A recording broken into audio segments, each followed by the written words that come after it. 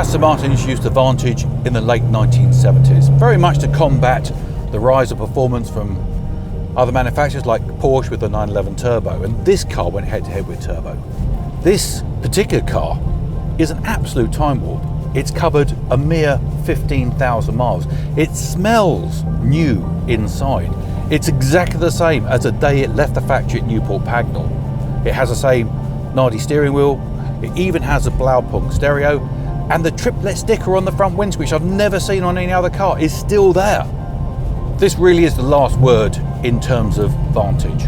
X-Pack, the highest output engine that we produced originally for the V8 Zagato. But in this car, with the sports exhaust, it just sounds fantastic.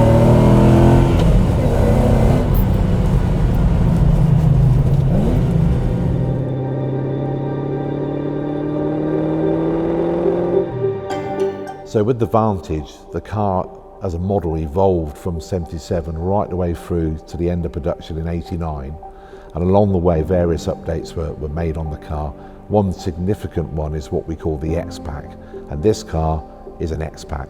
So just like every V8 Vantage, this car was handmade here in Newport Pagnell, and it was a bespoke specification like every car was that was produced here at that time. And they took between 3 to 4 months depending on the specification.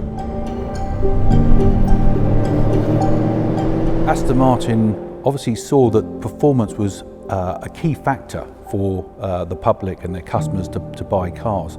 And the ultimate Vantage is obviously this car, the X-Pack. Dynamically, the X-Pack Vantage is different, had different springs, different roll bars, and most importantly, had 16-inch wheels with the lower profile, at the time, Goodyear tyres. This car now sits on actually a much better tyre. It's the latest Michelin tyre.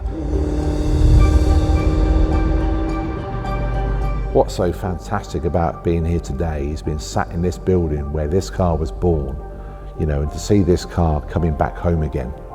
What makes this car really special is its provenance of being owned by Victor Gauntlet, who was Aston Martin Lagonda's chairman at the time, in what was really a very important chapter of the company history. So this X-Pack Vantage is probably in the best colour scheme possible. Rolls-Royce Balmoral green, tan inside, piped in green. And this car, very importantly, wore that very, very special number plate, AMV8.